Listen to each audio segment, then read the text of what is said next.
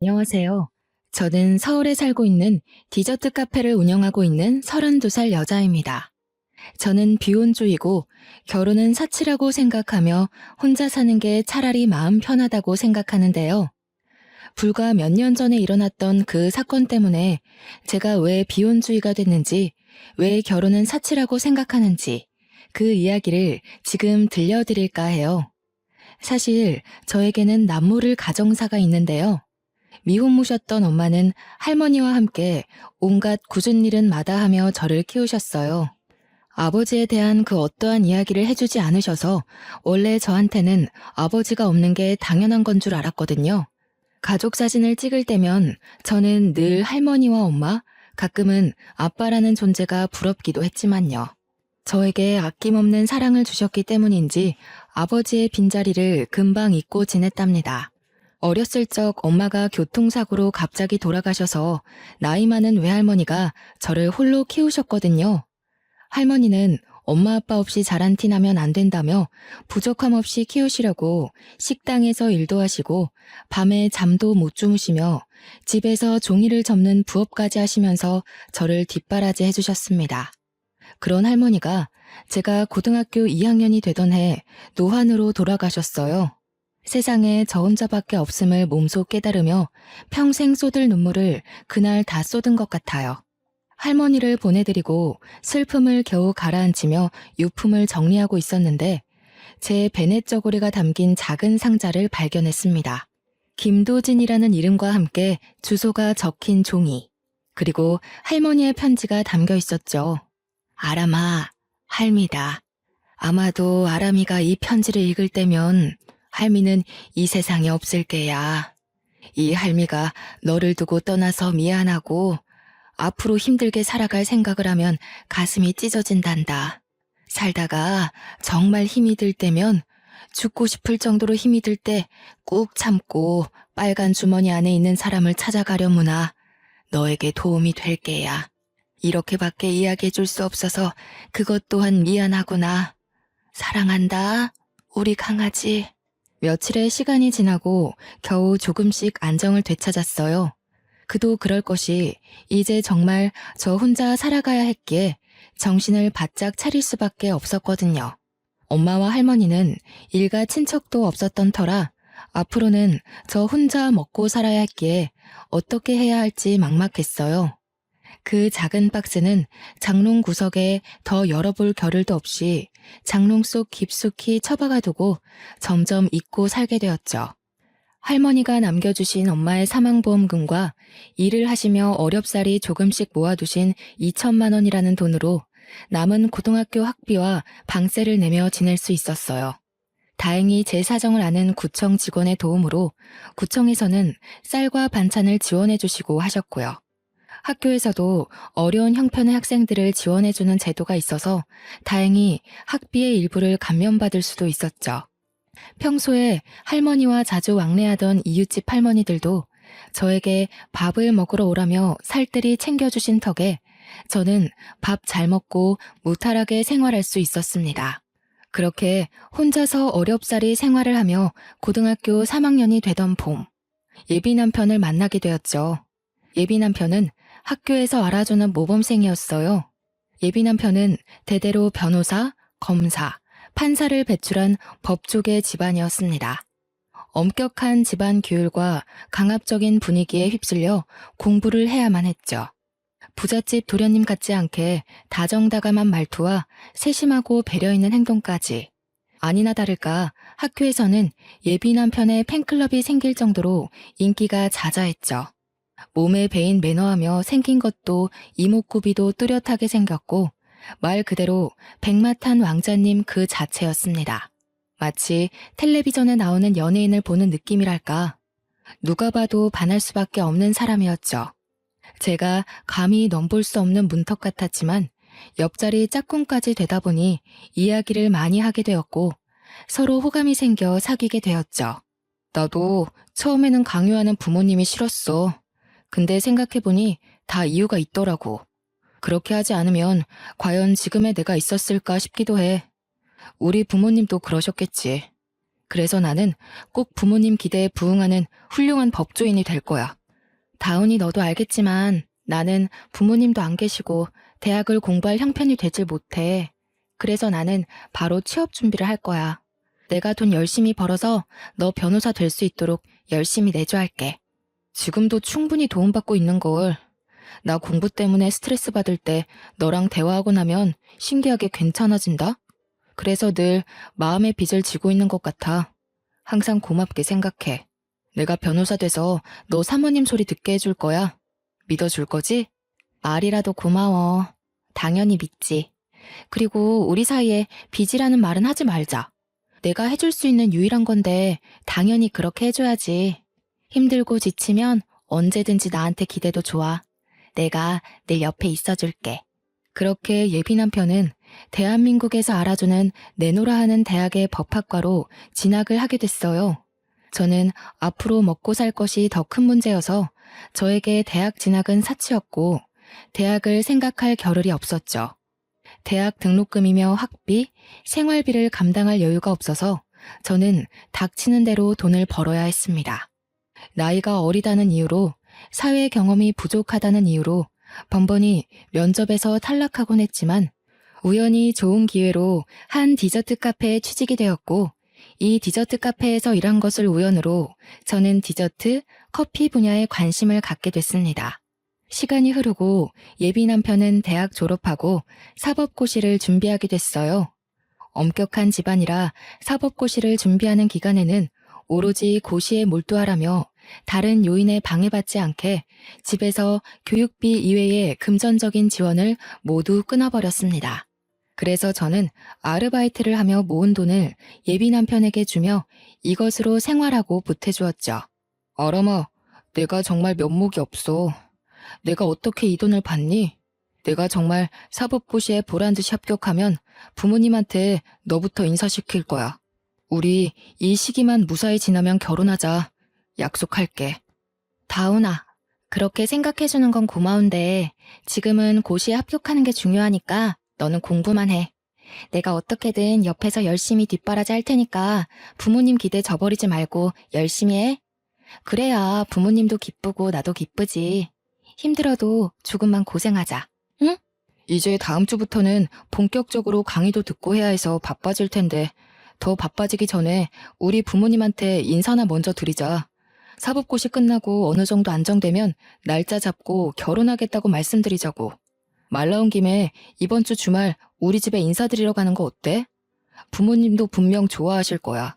사법고시를 준비하며 예비 남편은 부모님께 저를 미리 소개시켜주기 위해 식사 자리를 만들었죠. 저는 처음으로 소개하는 자리다 보니 상당히 긴장되고 가슴이 떨려 죽는 줄 알았답니다. 그렇게 옷가게에서 평소 잘 입지도 않던 단정하고 깔끔한 원피스까지 구매해가며 약속 장소로 나갔어요. 예비 시어머니는 저를 위아래로 훑어보시더니 상당히 화가 난 표정을 지으셨고 시아버지는 그저 아무 말 없이 찻잔만 들었다 놨다 할 뿐이셨습니다.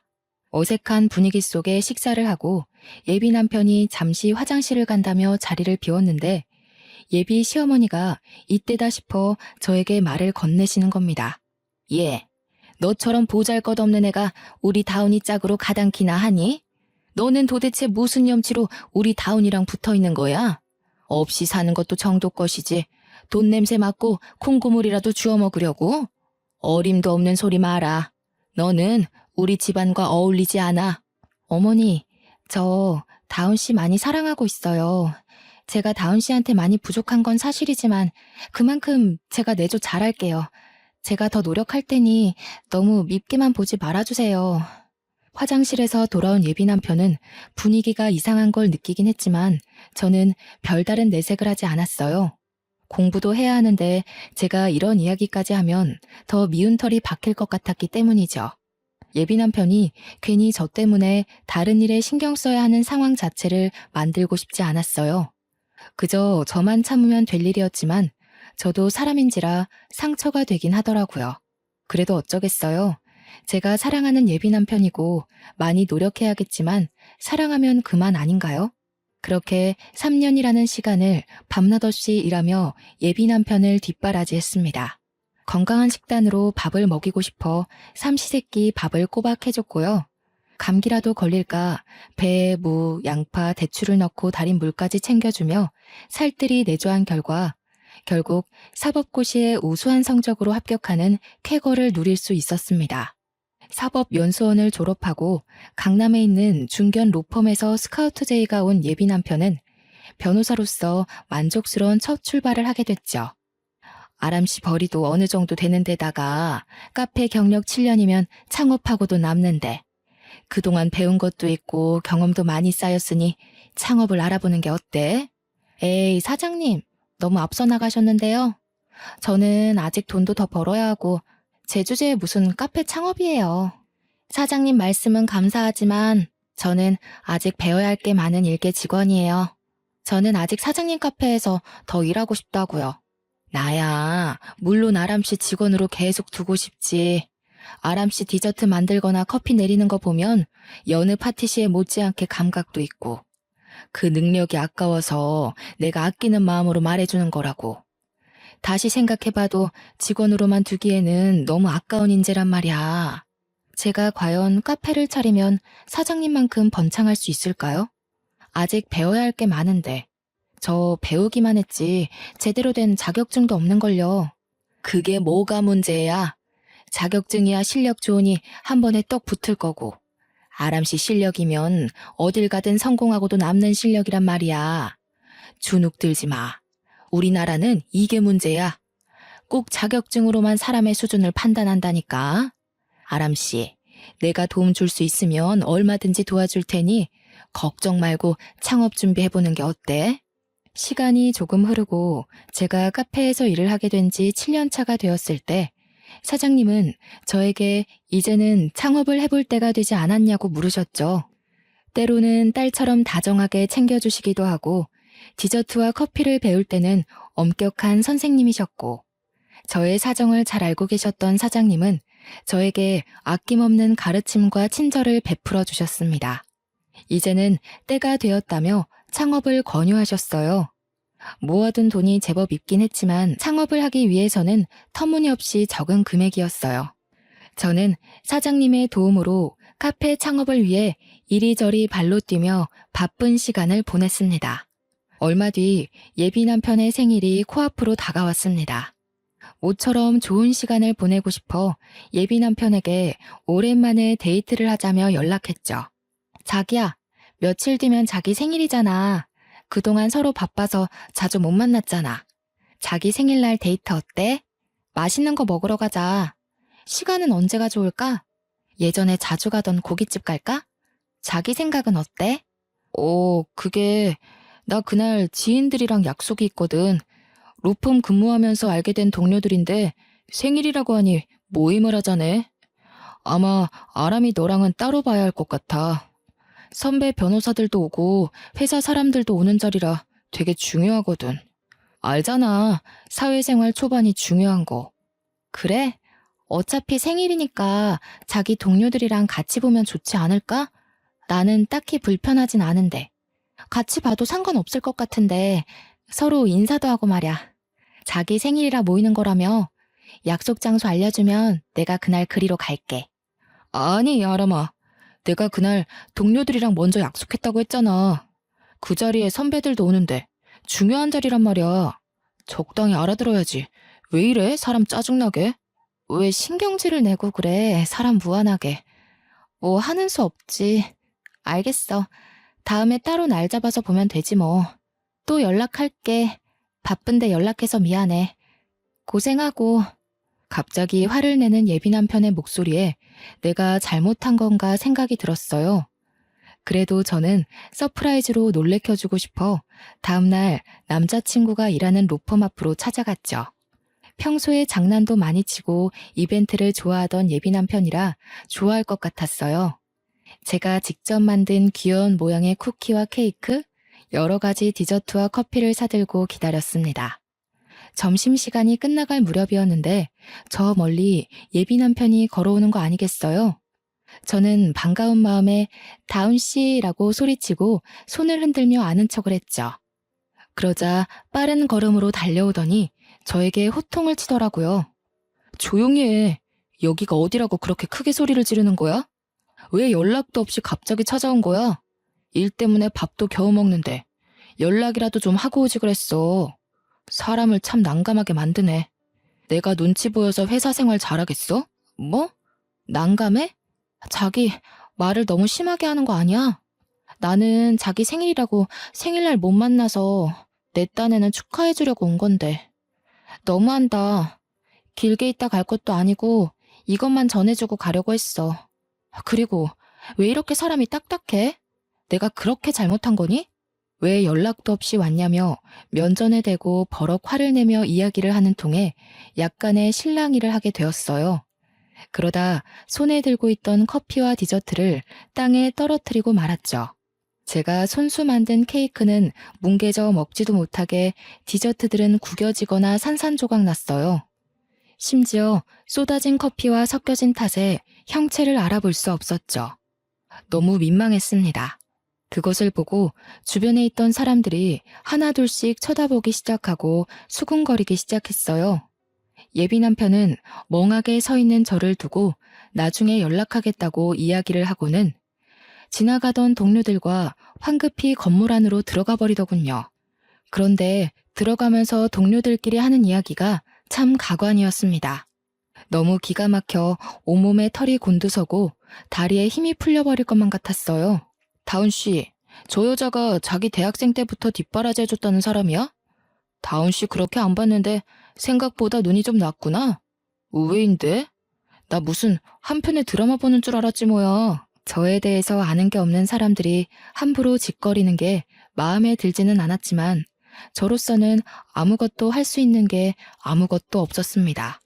오히려 가만히 서 있는 제가 초라하고 멍청하게 느껴질 뿐이었죠. 눈물을 머금고 버려진 디저트와 커피들을 정리하고 쓸쓸히 카페로 돌아왔습니다.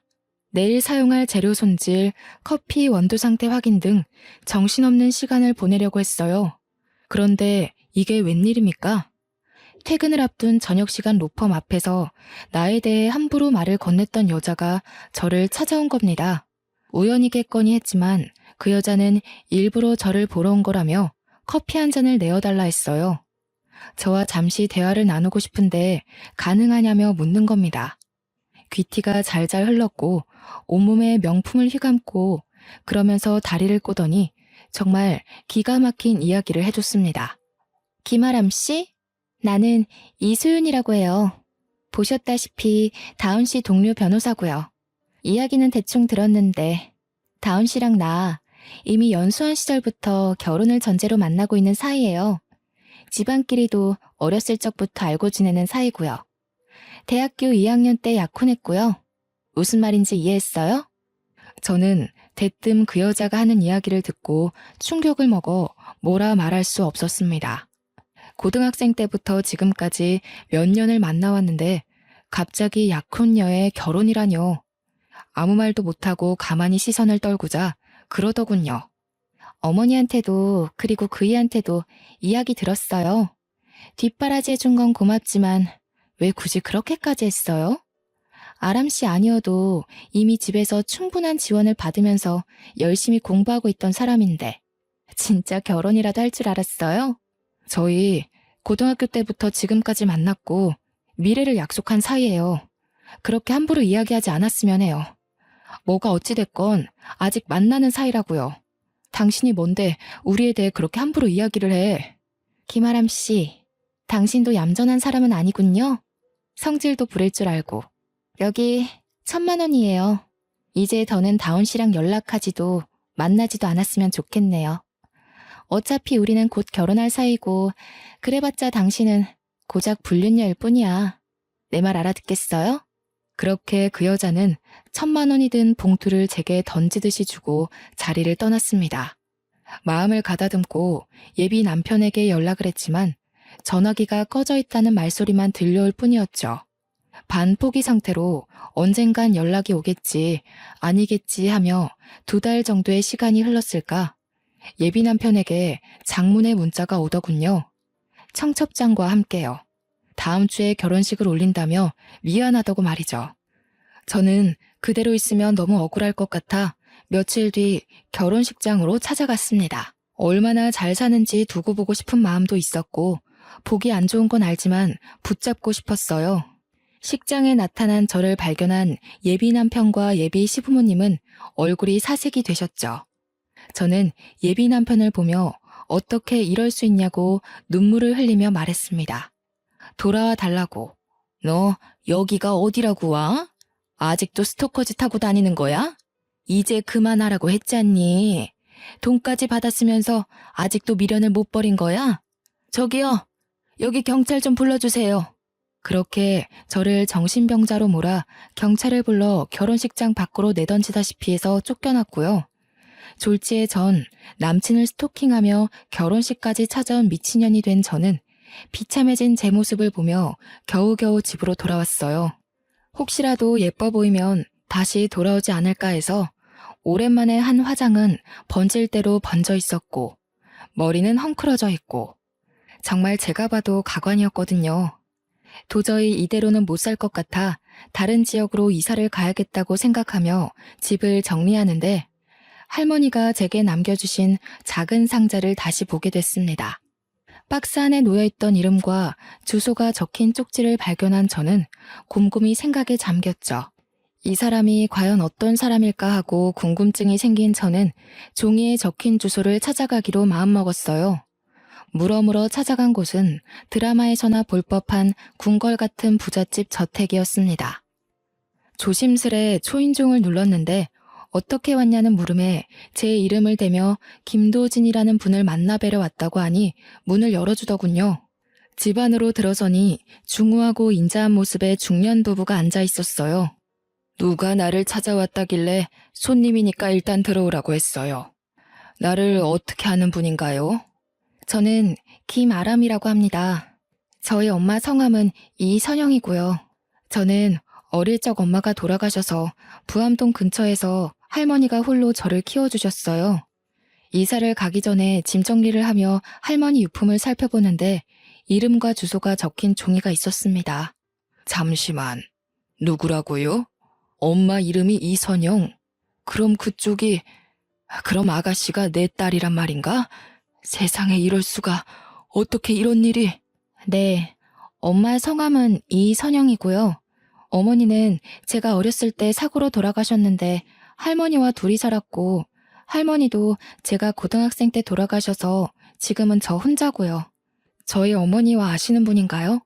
차 한잔을 하며 제 이름과 엄마 할머니의 이야기, 살던 곳의 이야기를 하니 가만히 듣던 중년 남성이 찻잔을 떨어뜨리며 소리 없이 눈물을 흘리는 거 아니겠어요? 알고 보니 그 중년 남성은 바로 제 친아버지였던 거예요. 저는 제 눈앞에 펼쳐진 놀라운 사실에 충격을 받아 쉽사리 마음을 진정시킬 수 없었어요. 친아버지라는 분이 계속 말씀을 이어나가셨어요. 엄마는 아버지와 대학 시절 만나 너나 할 것 없이 사랑에 빠지셨대요. 아버지 집안에서는 가진 것 없고 부족함이 많은 엄마를 완강히 반대하셨답니다. 두 분을 만나지 못하게 하려고 아버지는 반강제로 군대를 가게 되셨고 전역을 하자마자 숨 쉴 틈도 없이 경영 수업을 받기 위해 미국 유학길에 오르셨어요. 엄마는 당시 저를 임신하고 있었고 이 사실을 처음에는 알리려 했으나 자신 때문에 미래가 창창한 사람 발목 잡히게 할 수는 없다며 할머니와 함께 조용히 저를 낳아 기르신 거였고요. 내가 한국으로 돌아와서 너희 엄마를 다시 만나려 얼마나 애썼는지 모른다. 사람을 시켜 겨우 선영이가 있는 곳을 알아내 찾아갔지만 할머니가 엄마는 없다며 절대 못 만난다고 나를 막으셨지. 그동안 한 번도 엄마나 할머니께 아버지에 대한 이야기를 들은 적이 없어요. 저는 지금 이 상황 자체가 엄청 당황스럽네요. 정말 제 친아버지가 맞으세요? 미안하다. 선영이한테 딸아이가 있다는 사실은 나중에 알게 됐단다. 다시 찾아간 뒤에는 이미 흔적도 없이 이사를 가버린 뒤였어. 어떻게든 선영이를 만나려고 수소문했다. 우연히 대학 동창 녀석이 얼마 전에 선영이 장례식에 다녀왔다며 이야기하길래 그 길로 어렵사리 다시 찾아갔지. 그때는 또 이미 죽고 없는 사람 뭐하러 찾느냐며 매몰차게 대하시더구나. 몰랐던 사실을 알게 된 저는 정말 혼란스럽기 그지없었죠. 할머니께서도 살아생전 저에게 아버지에 대한 이야기 해주신 적도 없고 갑자기 나에게 친아버지가 생긴 터라 어찌할 바 몰라 그저 어버버하고 멍한 표정을 짓는 게 전부였습니다. 힘들고 어렵게 살던 시절이 생각나 화가 나기도 했지만 돌아가신 엄마와 할머니가 생각나 서글프기도 했습니다. 내가 먼저 널 찾아갔어야 했는데 미안하구나. 이제라도 아버지 된 도리를 하고 싶은데 너만 괜찮다면 이 집으로 들어와서 살지 않겠니? 내가 그동안 해주지 못해 죄스러운 마음뿐이란다. 지금까지 저 혼자 잘 살아왔으니 앞으로도 혼자 살 거예요. 평생 아는 척도 안 하다가 다 죽고 없으니까 이제 와서 아버지 노릇하고 싶으신 거예요? 다 필요 없어요. 혼란스러운 시간이 지속되던 어느 날 일하는 카페로 아버지가 찾아오셨습니다. 같이 살지 않아도 되니 그동안 못다한 아버지 노릇을 하게 해달라며 계좌로 5억이라는 돈과 강남의 건물을 증여한다는 서류, 그리고 한도 없는 카드를 주셨죠. 사고 싶은 것, 먹고 싶은 것, 이것저것 원하는 것 모두 하라시는데 어떻게 돈을 써야 하는지 큰 돈을 본 것도 처음이라 그저 눈만 꿈뻑꿈뻑 할 뿐이었어요. 제가 면전에 대고 너무할 정도로 화를 내고 온 것 같아 죄송하다 사과드리고 마음은 감사하지만 절대로 받을 수 없다며 한사코 거절 의사를 밝혔습니다. 그동안 고생했던 시간을 되돌아보며 이대로는 살 수 없겠다 생각했죠.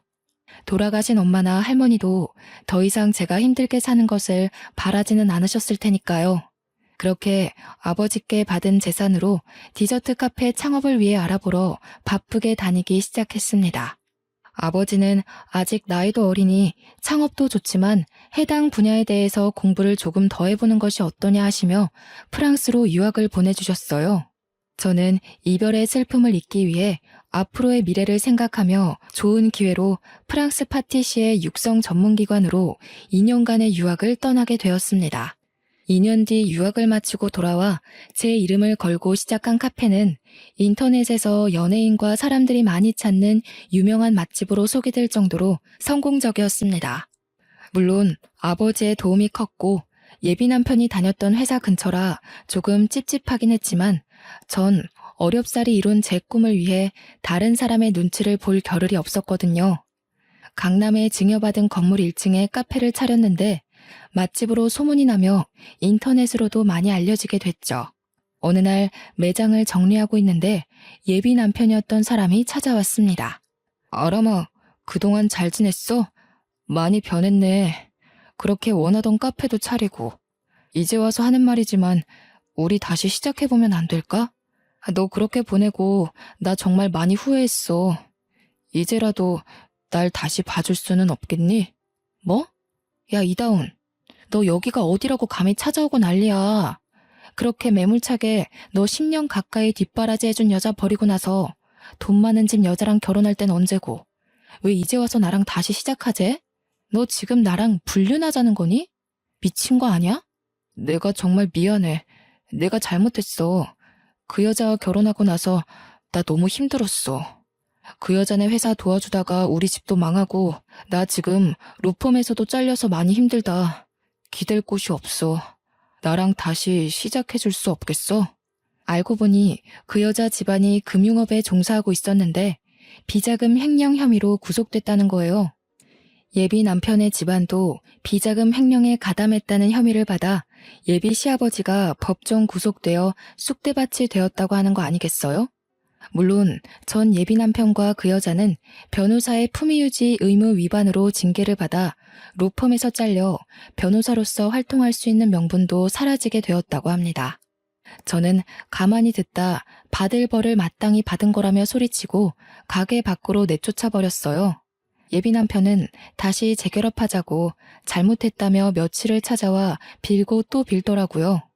아버지 회사도 강남 부근이라 가끔 오셨는데 우연히 아버지를 본 전 예비 남편이 저와 아버지 사이를 알고 검은 속내를 내비치며 더 매달렸어요.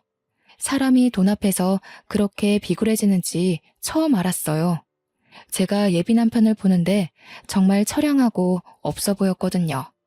아직 아버지는 이 상황을 모르고 계셨지만 저는 시도 때도 없이 찾아오는 그 사람을 더는 두고 볼 수 없었습니다. 어려울 때 사람 버리는 거 아니라고. 필요할 때 실컷 뒷바라지 해주니 쓸모 없어지니 버려? 내가 말을 안 해서 그렇지.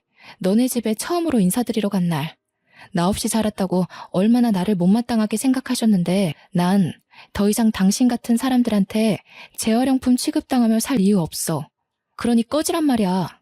지치지도 않는지 마음을 받아줄 때까지 안 나가겠다고 완강하게 버티는 것을 직원을 시켜 경찰에 신고한 뒤에야 일을 마무리할 수 있었습니다. 경찰에 신고하고 철창에 갇히고 싶지 않으면 나가라고 소리치는데 꼬리를 내리며 황급히 빠져나가는 그 모습이 너무 우스웠어요. 그렇게 한바탕 소란이 겨우 진정되나 싶었는데 이번엔 예비 시어머니가 만나자고 카페를 찾아왔어요. 집안이 쑥대밭인데 잔뜩 힘을 주고 온 모습이 가소로웠습니다. 예, 넌 이렇게 성공해서 잘 살고 있으면서 왜 아무런 말도 안 했니? 내가 다시 잘 되게 해줄 테니 너희 아버지한테 말해서 작은 변호사 사무실 하나라도 차려달라고 말해봐. 변호사 남편 두는 게 어디 쉬운 줄 아니? 저기 어머니, 아니 아줌마, 어디서 뻔뻔하게 여길 찾아오시는 거예요? 정말 배운 것 없는 티내시네요. 지금 저한테 이럴 처지가 되세요? 이럴 시간에 댁 아드님이나 간수 잘하시고요. 함부로 짓거리시는 건 여전하시네요. 뭐? 너 말 다 했니? 이게 부모 없는 게 우리 귀한 아들 만나는 거 조용히 눈 감아줬더니 이제 와서 돈 많아지니까 눈에 뵈는 게 없나 봐? 저기요. 돈이 없으면 일해서 벌 생각을 해야지 기생충처럼 왜 이제 와서 들러붙어요? 아줌마는 자존심도 없어요? 더 이상 할 얘기도 없으니 조용히 돌아가세요. 제가 예전같이 주눅든 모습도 아닌데다가 부탁을 들어줄 것 같지 않으니 제 얼굴에 물을 끼얹고 거기에 모자라 뺨을 한 대 치는 게 아니겠어요? 드라마에서만 보던 일을 몸소 겪게 된 저는 이때구나 싶어 예비 시모에게 똑같이 해주었습니다. 예비 시모는 천벌을 받아도 마땅한 년이라며 소리치며 악다구니를 썼죠. 말도 안 되는 소리 할 거면 꺼지세요, 제발. 어른이라서 대우해줬더니 없이 자라서 보탬이 안 된다며 저 버릴 땐 언제고. 이제 돈 많아지니까 며느리 삼고 싶어요? 진짜 양심도 없네요. 부부가 같이 감옥살이 하고 싶지 않으면 당장 꺼지란 말이야. 악재는 한 번에 다가온다 했던가요? 며칠 조용하다 싶더니 예비 남편과 결혼했던 그 여자가 카페로 찾아옵디다. 정말 지긋지긋한 상황에 치가 떨렸어요.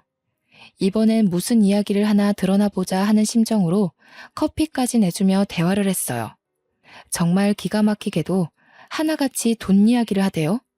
저에게 준 1,000만 원, 그걸 다시 돌려달라고 하는데 너무 기가 차고 어이가 없었어요.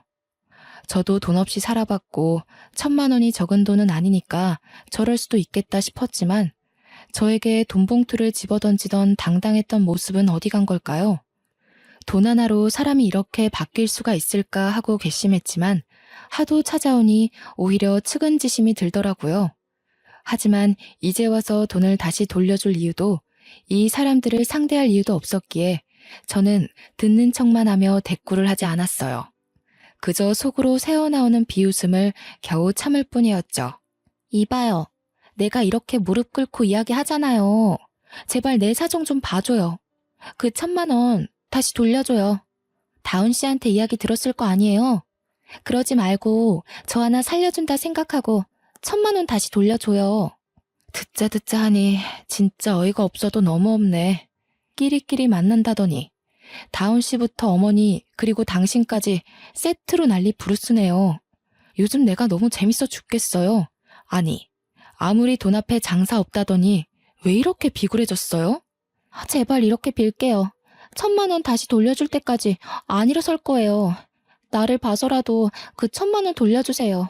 그 여자는 정말 1,000만 원을 받아가려는 속셈이었는지 제가 무시하고 직원 휴게실로 가려 하자 뒤에서 제 머리를 확 낚아채며 입에 담지도 못할 온갖 욕설을 해대기 시작했습니다. 상황도 상황이지만 카페 안에 손님들도 있고 시끄러워져 봤자 좋을 게 없어서 경찰에 신고 좀 해달라고 소리치고 아무런 대항도 하지 않았죠. 결국 손님 중 한 분이 놀래서 신고를 해주셨고 경찰이 온 뒤에야 제 머리채를 놓고 끌려나갔어요. 예상은 했던 상황이지만 계속 반복되는 탓에 저는 조금씩 지쳐갔습니다. 더는 상대하고 싶지 않았거든요. 뭐가 어쩌고 어째? 야, 너 말 그렇게 하는 거 아니지. 없는 거 보태줬더니 은혜는 못 갚을 망정 이렇게 나오겠다 이거야? 너 지금은 내가 이렇게 그냥 가지만 두고 봐. 후회하게 해줄 거야. 한 번만 더 오면 접근 금지 명령에 나한테 그동안 줬던 모욕감, 그리고 지금 돈을 갈취해 가려던 것까지 모두 신고해서 싸그리 감옥에 쳐넣을 거예요. 내가 못할 것 같아? 궁금하면 어디 해보시던가. 정말 미친 여자처럼 저한테 악다구니를 쓰는데 저도 같이 소리치며 엄포를 놓았죠. 그 뒤로 다행히도 카페로 연락이 오거나 찾아오는 일은 없었습니다. 제가 악바리 소리까지 들어가며 돈을 아껴 예비 남편을 뒷바라지해준 시절, 허무하게 지나가버린 20대 청춘이 자꾸 생각나 서러움에 눈물만 나왔습니다. 그 뒤로도 예비 남편은 잊을만 하면 연락을 하고 카페 앞으로 자꾸 찾아오는 통에 업무가 방해가 되어 도저히 안 되겠다 싶었어요. 우선 카페에 있는 CCTV 기록 내용을 모두 다운받아서 증거로 모았습니다. 그들을 업무 방해죄, 모욕죄, 협박죄 등의 명목으로 고소를 진행하기로 결정했고요. 아버지는 모르고 계셨던 일이지만 저 혼자만으로는 안 될 것 같아 결국 말씀을 드렸어요. 아버지는 노발대발하시며 그들을 당장 잡아 감옥에 쳐넣겠다고 화를 내셨죠. 아람이, 너는 그동안 왜 말을 안 하고 있었니? 이 아버지가 뒤에 있는데 뭐가 무섭다고 혼자 끙끙대고 있었어. 내 이것들을 그냥. 김비서, 당장 집으로 김 변호사 오라고 해. 당장. 아버지의 회사의 고문 변호사님을 통해 할 수 있는 모든 법적 조치를 취하기로 했습니다. 추가적으로 경찰에 접근 금지 명령도 요청했고요.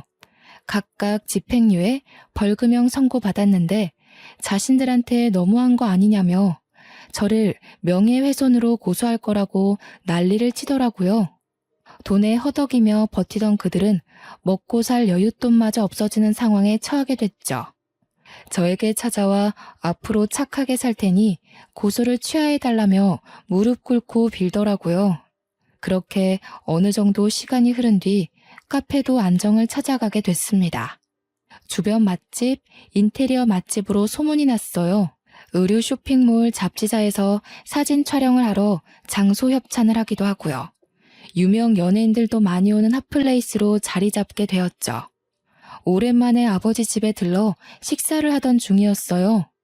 아람아, 이제 어느 정도 자리를 잡아가고 있으니 결혼을 생각해보는 게 어떠니? 나이도 나이인지라 30 되기 전에 하면 좋을 것 같은데. 원한다면 좋은 자리로 알아봐 줄까? 아버지도 아시겠지만 저는 결혼의 뜻이 없어요. 아직까지는 저 혼자가 좋아요. 일을 하는 것도 재밌고 많이 즐겁거든요. 차라리 저 혼자 잘 먹고 잘 사는 게 제일 좋은 것 같아요. 아시잖아요, 아버지도. 가족이라는 울타리도 인생을 살아가는 데 있어서 안정감을 찾는 데는 제격이지. 언제나 너의 뜻을 존중해 주마. 혹시라도 생각이 바뀌면 말해주렴. 좋은 혼처를 알아볼 테니. 네, 그럴게요. 말씀만으로도 감사드려요. 그동안 어떻게 지냈든 앞으로는 저만을 위하며 살아보고 싶어요. 감사합니다. 물론 마음이 맞는 좋은 사람이 나타나면 생각이 달라질 수도 있겠지만 지금 제 선택에 있어 후회는 없습니다. 아, 그들은 어떻게 됐냐고요? 물론 그들과 사이좋게 합의하고 고소는 없던 일로 하며 잘 지낼 수 있었지만 저는 그들을 용서하지 않기로 했답니다. 아버지도 나중을 생각해서라도 가만두면 안 된다고 하셨어요. 분명 언제든 다시 덤벼올 것이라면서요. 결국 고소를 취하지 않았고 저는 정신적 피해 보상을 요구하는 소송도 제기했습니다. 허무하게 지나가버린 제 20대 청춘을 돈으로 가치를 매길 수 없었지만 그들에게 어떤 방법으로든 보상을 받고 싶었거든요. 그들은 집행유예를 선고받은 이후에도 저 몰래 카페에 찾아와 행패를 부리다 직원이 신고를 해 결국 가중처벌되어 법정 구속이 됐고요. 현재 두 모자와 그 약혼녀는 감옥에서 행복하게 살고 있을 겁니다. 지금 생각해보면 어렸을 적부터 지금까지 제 인생은 정말 파란만장했던 것 같아요. 다시는 생각하기 싫은 기억이지만 이 또한 인생의 가르침 아니겠어요? 저는 당분간은 카페를 운영하며 체인점도 내볼 생각입니다. 조금 바쁘게 지내보려고요. 제가 가장 좋아하는 명언이 있어요. 여러분들에게도 들려주고 싶네요. 이 슬픈 세상에서 슬픔은 누구에게나 찾아온다. 슬픔을 완전히 해소할 수 있는 방법은 시간밖에 없다. 사람들은 시간이 지나면 괜찮아질 것이라는 사실은 당장에 깨닫지 못한다. 그러나 이것은 실수다. 우리는 반드시 다시 행복해진다. 에이브러햄 링컨의 명언인데요. 제가 제일 좋아하는 말이기도 합니다. 아무리 고난과 시련이 닥쳐도 슬픔이 내게 다가와도 결국 시간이 지나면 사라지기 마련이죠. 앞으로 누구보다 열심히 살며 지난 과거는 다 잊고 미래의 저를 위해 행복하게 살아가 보려 해요. 저는 반드시 행복해질 거거든요. 저의 긴 사연을 읽어주셔서 감사드리며 여러분의 앞날도 앞으로 행복한 일만 가득했으면 좋겠습니다.